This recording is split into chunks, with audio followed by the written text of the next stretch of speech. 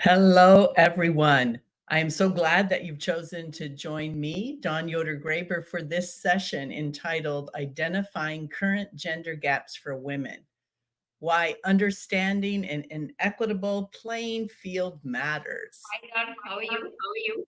Hi, good. Are we ready to Well, start yet? We've got another we minute or already so, started right? the session. We've started. Okay, a We minute were so early. I glad to love it. introduce your beautiful profile to our audience. Well, great. So Okay. we are ready to just go right in. Yeah, we just had a wonderful session with Rich. He was phenomenal, and his speech is very inspiring. And let's get started with your session and see what you have on your table.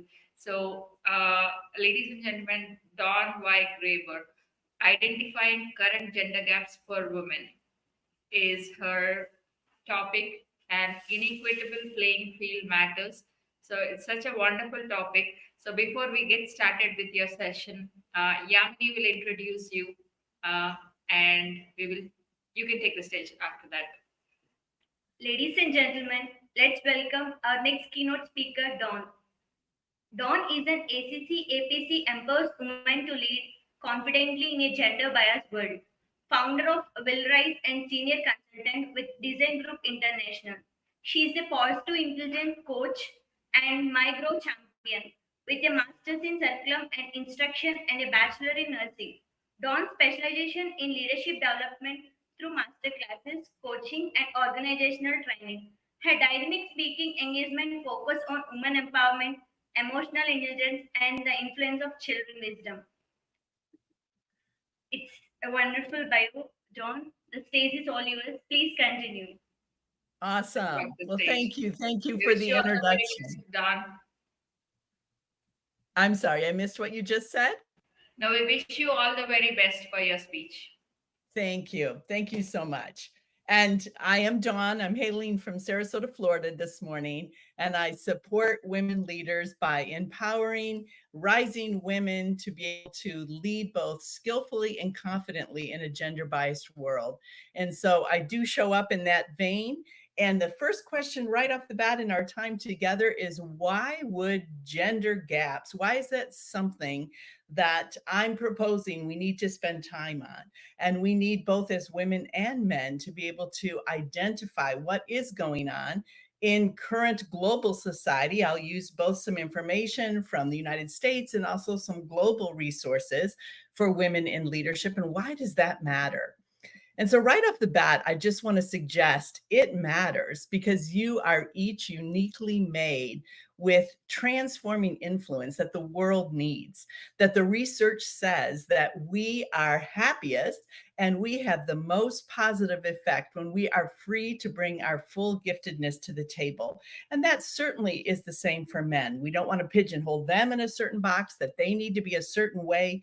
But if we can learn of this often invisible hand that either is keeping us back as women, or also what are the out front sort of cultural assumptions of what is a man's place in leadership versus what is a woman's place in leadership. I'm suggesting we need to learn more of what those gaps are so we can identify them and then be equipped with effective strategies to be able to counteract those pushbacks, especially for women, and then be able to get on to be using our full transforming influence for the betterment of both our fulfillment in life, but also for the betterment of our communities and our businesses and organizations. So that's why it matters. We can't be ignorant of what's going on now, because once our eyes are opened, then we learn the strategies. That's what I do in supporting women leaders, help teach the strategies and support for you to be able to use your full transforming influence. So that's why I'm suggesting it matters. So let's just jump into soon learning about just 5 of these gender gaps I'm suggesting. And I want to bring back to mind last summer, it was right about now, last summer, when this movie Barbie broke onto the global scene. And it started in the United States last July. And it quickly reached $1 billion faster than any other movie had in 12 years. So the question is, why?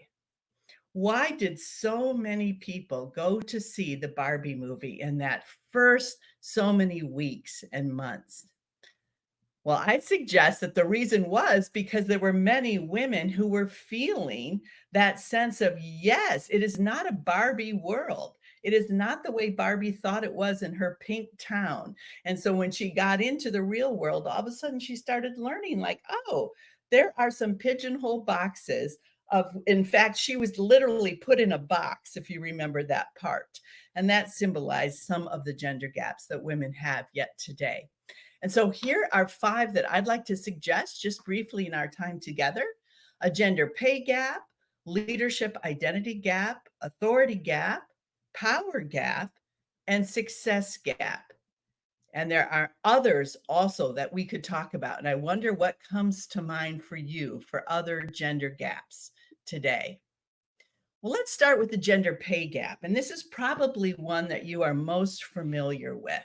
And I have the resources there on the slide. And in the resource part on this presentation, there also is a document that has the linked sites of where I received this different information in my study. So make sure you check that out. And there's a PDF of this presentation. But here, this information comes saying that 22%, that's kind of the average that we hear about the pay difference between women and men, 22%. And that was in 2022. And this information here is coming from a Berkeley professor. Her name is Laura Cray, and she was written up about in this Laura Counts article that's linked there below. So 22% is kind of the average. What's interesting about that is that the pay gap is lower for lower income workers, but the pay gap spreads the higher the job is in terms of income revenue. So think about that. The higher position a woman gets, she's actually earning much less than her male counterparts overall. And in the 88 and 63, those numbers, just to pique your interest, come from a recent study from this University of Berkeley prof. Her name again is Laura Cray. And she did this really interesting research showing that right off the bat, even with an advanced degree like an MBA from a higher university tier here in the United States, women were hired at 88% the rate of their male colleagues. Same university, same degree. In this case, it was an MBA, and yet the women were hired at 88% of the men. So we tend to think of gender pay gaps as, well, maybe the women are in education, teaching kindergartners, or maybe they are in social work or even nursing, something that would have less of a pay as compared to men who would tend to be in finance or engineering. That also has been a past reality, but this particular study is showing that we can't just excuse a pay gap for different jobs that pay different amounts of money, because in fact, women with the very same degrees as men here in a United States study were only getting an 88% initial pay offer with the same credentials as their male colleagues. Now, the 63%, that is this very same study from the University of Berkeley professor who followed these individuals from these MBA programs and said 10 years later, the women were making 63% of what their male colleagues were. So not only did they start less, but then 10 years later, they were making markedly less income. So consider that. And then first refers to a recent Nobel Prize winner, Claudia Goldin, who was awarded a Nobel Prize last October, I believe, in 23, about her work on gender studies.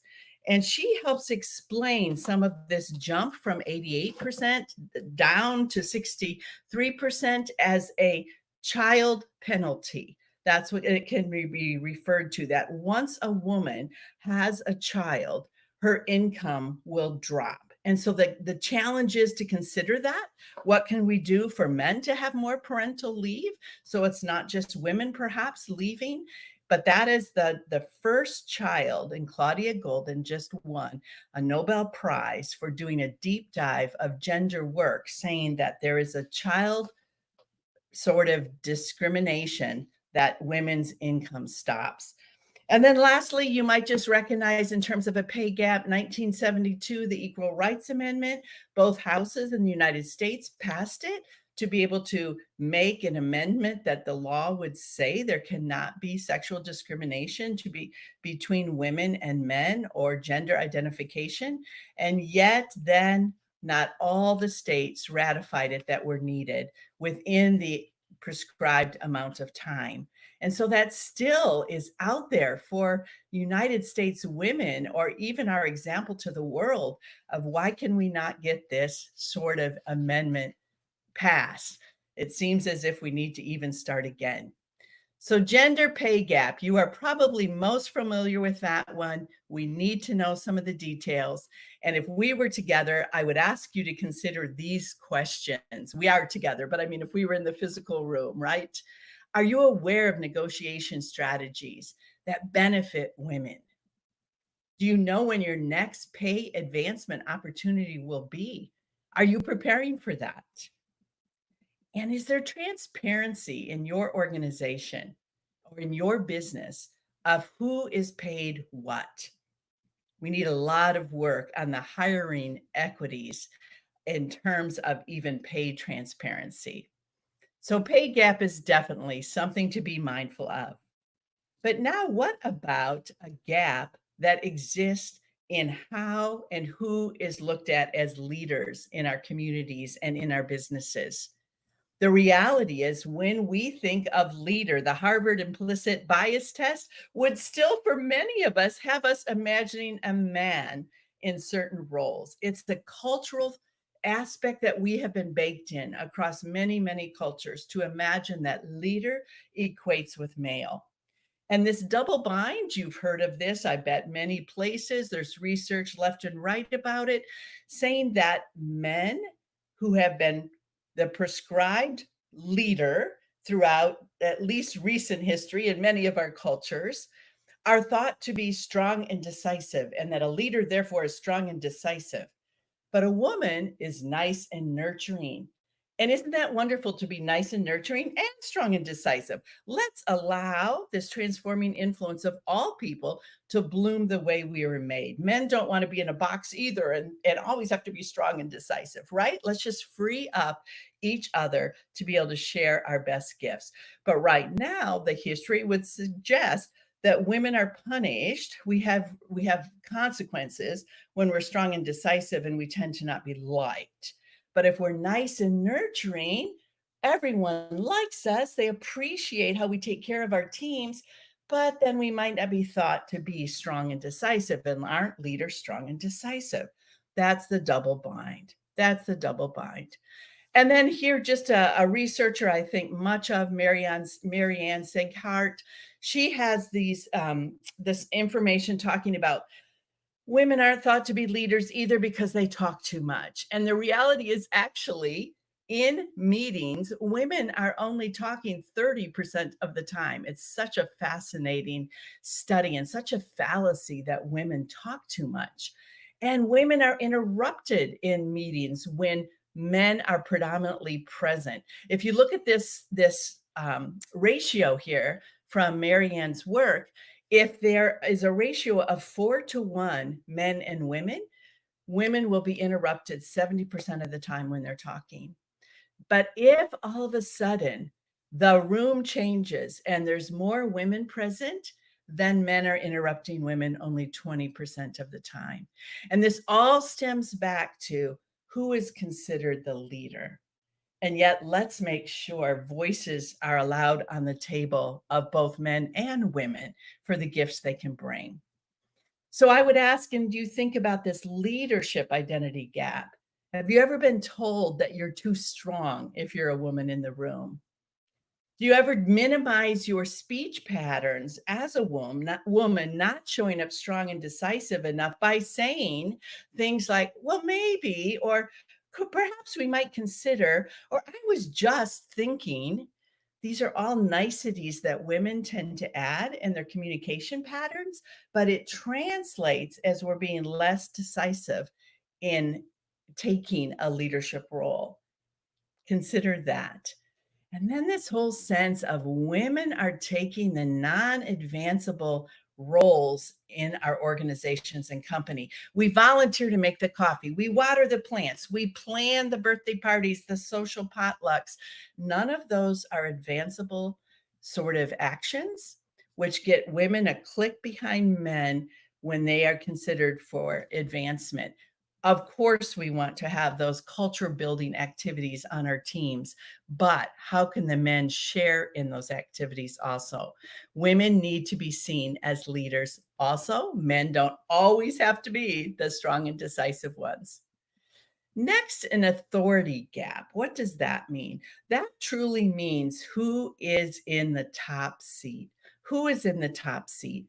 And so we now are approaching in the United States, we're approaching like maybe 1 in 4 C-suite leaders are women. But the reality is 1 in 4 even good enough? And if we'll look briefly of women of color, how much poorly it is, and the sense of the global state of women in the top decision-making seats.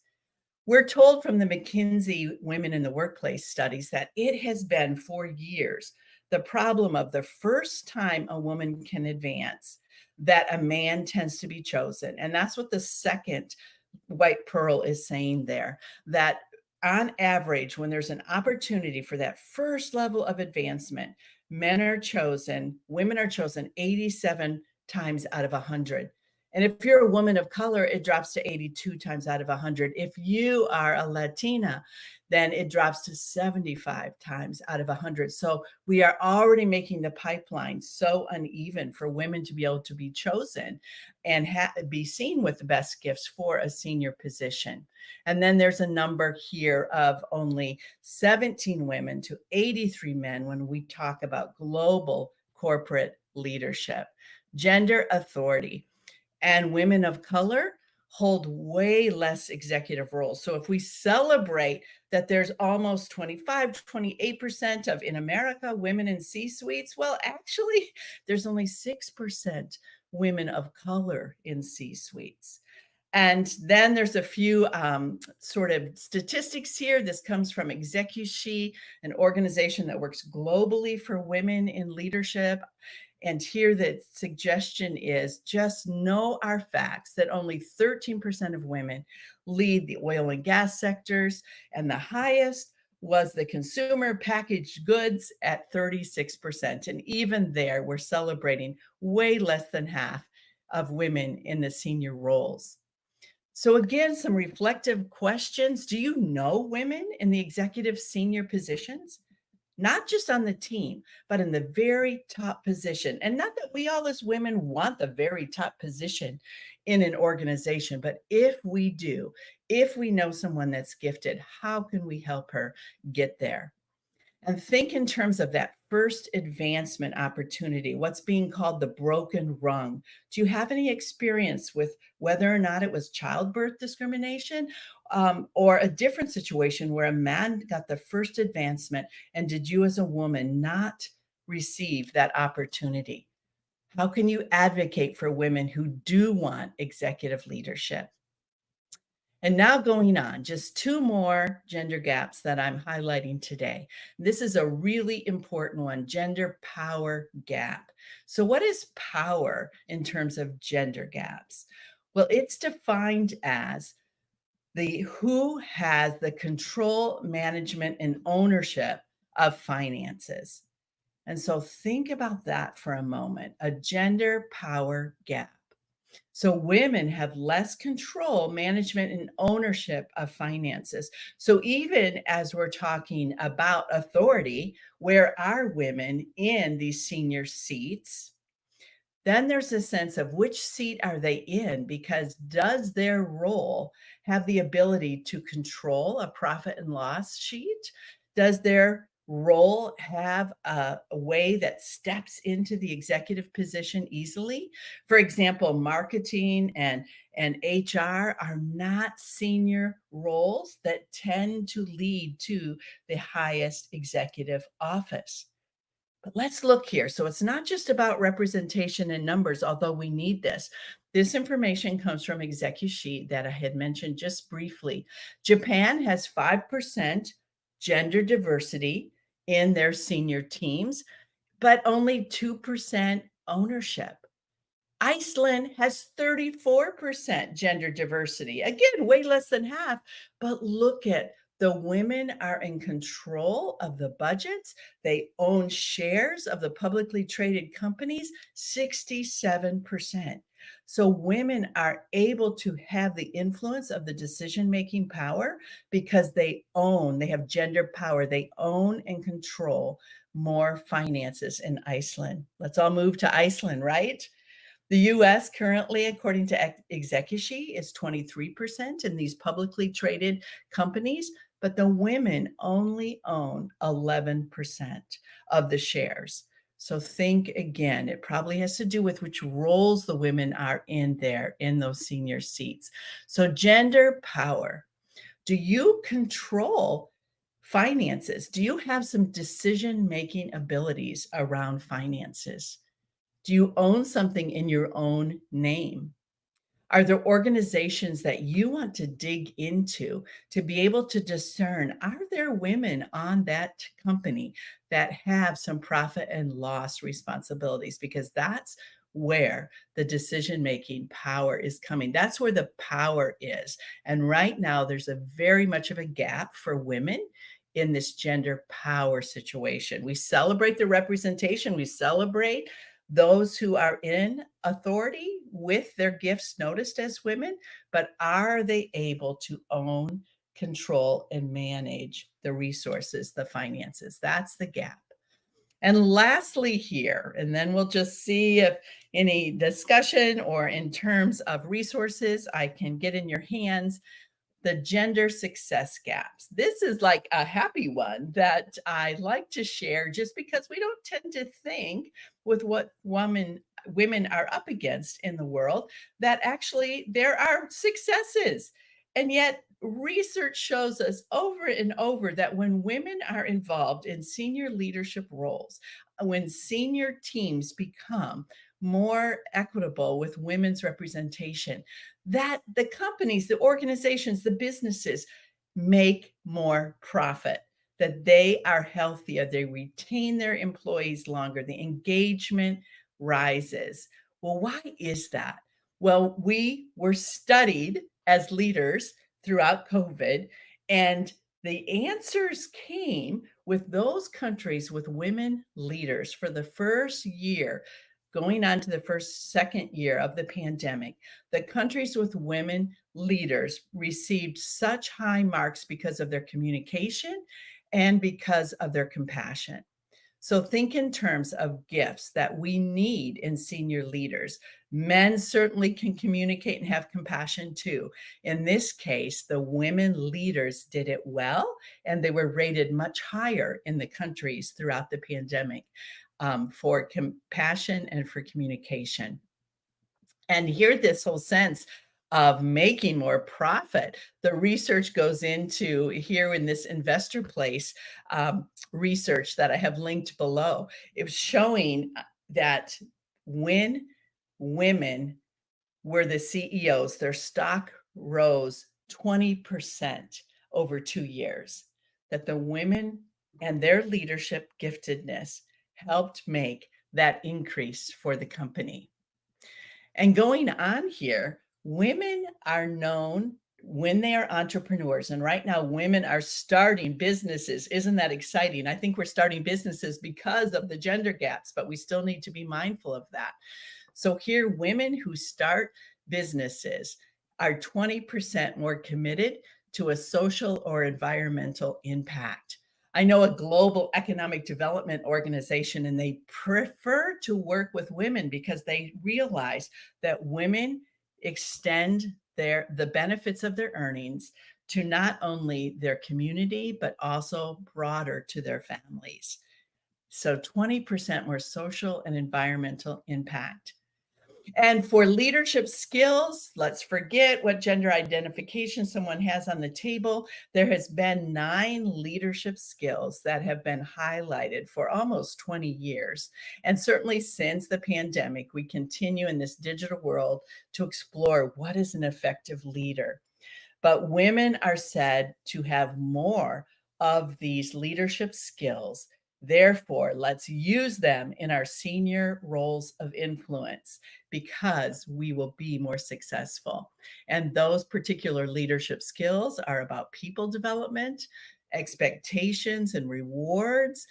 That's part of the communicating and also seeing each individual on our teams to be able to celebrate them, for being a role model, for being inspiring, and for using the whole team, the participatory decision making, that ability to just see um, the forest for the trees, not just looking at a tree, which they say men tend to do. The woman can see all the aspects before making the decision. And when 3 or more women are on the senior team, good things tend to happen. So just watching here our time, be mindful also of these questions about success. How does that feel to even hear about how, like, wow, women in charge have a more profitable business. Women in charge might make better decisions. Women as part of a male senior leadership team can help that company succeed. How does that feel? What do you bring as a woman to successful leadership?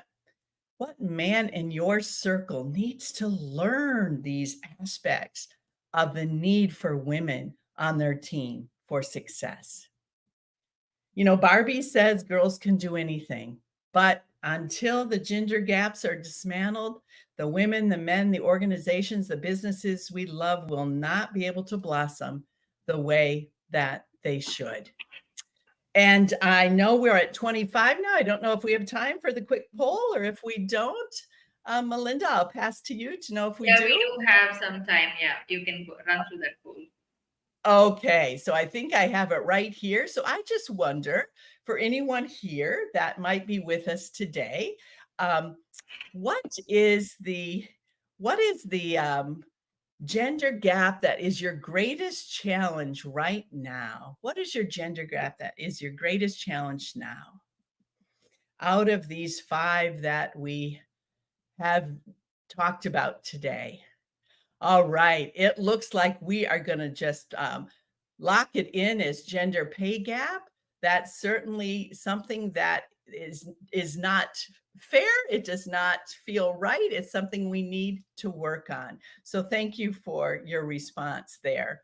And again, I work with women. I support women in leadership, in developing the skills to be able to show up strong in a gender biased world. So any of the resources in our resource link, I invite you to be able to take or download. And the QR code is just about the next masterclass on gender gaps that will dig in more deeply on some of the topics that we mentioned today, July 31st and August 1st. And I would love to have you contact me that we can support each other more. So thank you very much. Thank you, Dawn.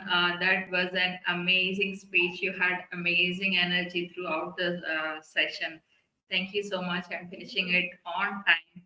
And we have many questions coming up to you. I'll ask you one question. What inspired you to focus on empowering women to lead confidently in a gender biased world? What inspired me? Is that Yeah. what I heard you say? Yes, that's correct. Oh, such a good question. I was in 2 settings where I, in retrospect, know I was equipped to be able to have the senior most role. And there was always a segment of persons that were cheering for me and thought it was obvious it was the work I was doing. Um, and yet the majority of decision makers had not ever had a woman in that role. And so they couldn't envision it. And I spent too much of my life thinking that, oh, it's okay. You know, I will just work hard. And if it's supposed to happen, the door will open and I will jump right in. But I am sad I did that. And I've realized in my studies that I come out of education, come out of nursing. I've realized that no, the door was not opening for me. I needed allies, I needed sponsors, and I needed to more confidently show up and say, I love this organization. I can help. I would like to do this job. and it wasn't the mindset I had been raised with. I was more of feeling I was supposed to be the support all the time. And I learned that's not who I am. I'm a leader. And so I feel like I've experienced the gender biases and I didn't know how to respond. And now I'm working within myself and with other women to help them respond so they don't spend the years holding back when perhaps that's not really them and their giftedness.